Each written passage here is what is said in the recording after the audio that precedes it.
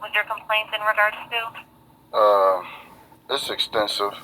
It's regarding to corruption, false arrest, false imprisonment, assault and battery. Okay, have you spoken to a sergeant already? I don't want to talk to.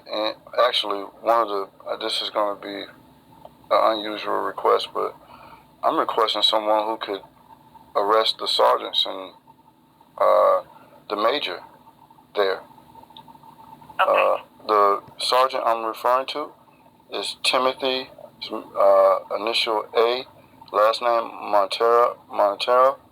Okay, I'm going to give you MONTANARI, and his badge number is 25544. I'm going to transfer to the Office of Professional Standards, okay? Don't hang up. All right.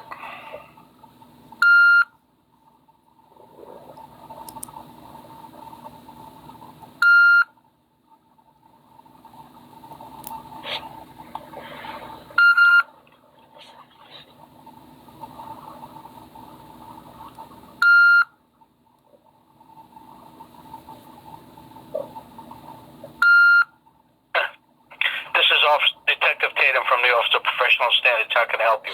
How you doing, Mr. Tatum? I'm fine, thanks. I spoke to you one time before. My name is, well, actually, I'm not going to say my name. I prefer not to say it, but I spoke to you before concerning the corruption going on in the police department. You're the guy who's been working there for 8 years, right? 30 years. 30 years? Good. You probably can help me. Yeah, I think we spoke earlier. I'm gonna give you a little roll call here. In the civilian sector of the records department. Yes. First name is John F. Snyder. Did you just speak to Detective Perry? Who's I spoke to a lot of people.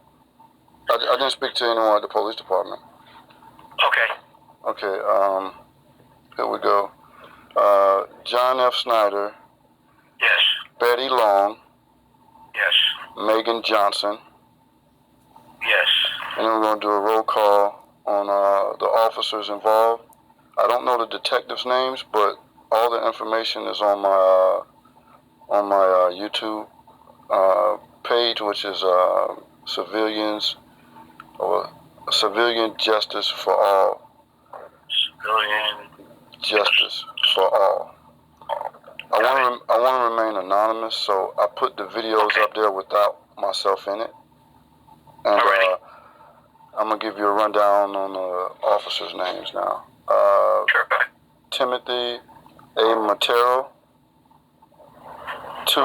Last name Montanari. I know I'm butchering it. Montanari. I know he has a brother that's in that's city councilman. I think on the city councilman, he's a board member. Anyway, his badge number is 25544.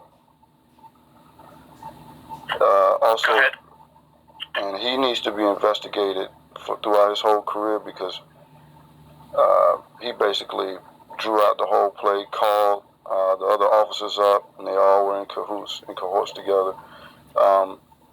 George G. Lofton, 28775 is his badge number. David A. Ramos? Am I saying that correctly? Ramos? Ramos? Yes. Okay, and Ramos. His number is 46862. Okay. And also, the Major, Patricia Hubbard, who is the quarter door coordinator. Yes, ma'am. Yes, sir. You'll be all right. Okay.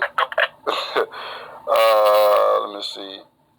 Also, Jordan Sisti, Officer Jordan Sisti, and also Officer Yancey. Are you familiar with him, or do I give you a number? I am. Okay, good. All right. And I can, I guess, let you go on the YouTube, whatever, and okay. Whatever you gotta do, and I guess you can call me back and let me know.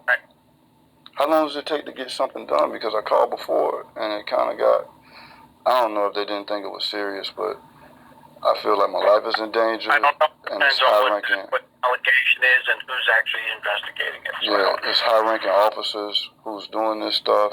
I got a letter from the chief. Exactly what are they doing?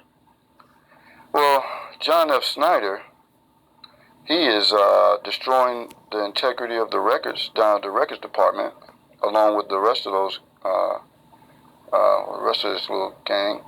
And Mr. Sergeant Timothy he's running a gang too.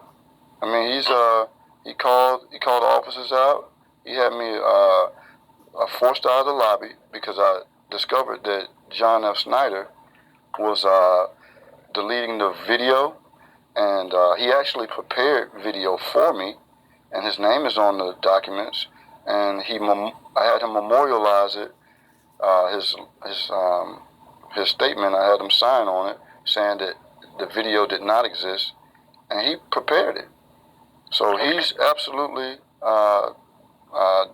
he's destroying the integrity of the evidence in the records department, and the officers are coercing together, arresting people, and they actually devised a little play to arrest me, but it failed. So all this needs to be brought out because these guys are extremely dangerous. And even, what's the number they can get back to you at? Hold on a second.